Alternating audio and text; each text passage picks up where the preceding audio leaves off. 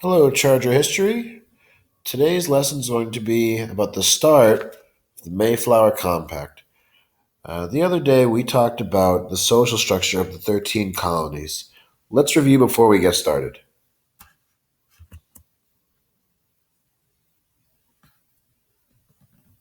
Great job on those. Today, we're going to take a look at the Mayflower Compact and how it helped to set up the government that we have today in the United States. Before we get there, let's look at the key ideas here on the screen. What was the major importance of the Mayflower Compact? And then let's look at our vocab words: separatists, pilgrims, Mayflower Compact, and salutary neglect. These are some of the questions that you're going to see on the back. After you answer the question on the screen, you can stop to see if you can answer any of the questions on the back of your sheet. Take your pencil and put it on the first paragraph that starts with "before we get into." I'll begin reading now. Before we get into the actual Mayflower Compact, we need to understand the events in history that led to its creation.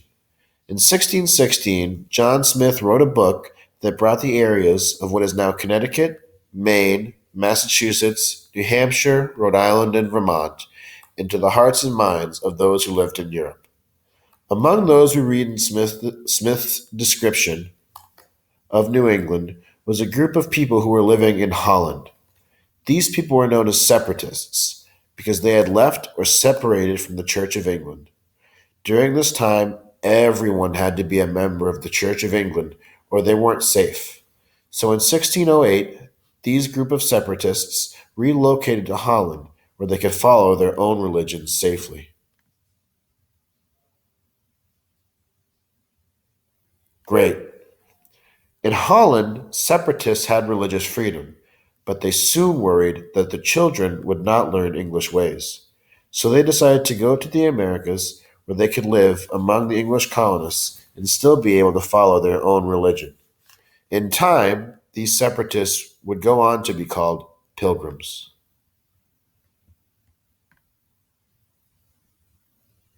Awesome.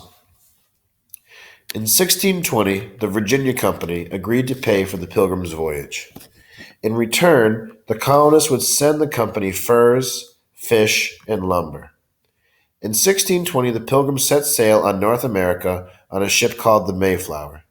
It carried 101 passengers, including Captain Miles Standish, who had been hired as the colony's military leader.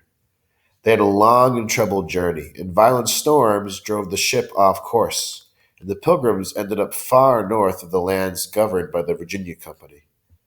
They had actually landed in Massachusetts. Excellent.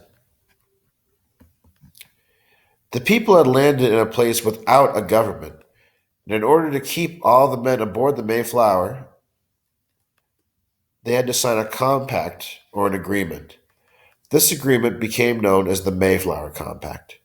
The signers agreed that just and equal laws would be made for the common good of the colony and promised to obey these laws, which means that they would govern themselves.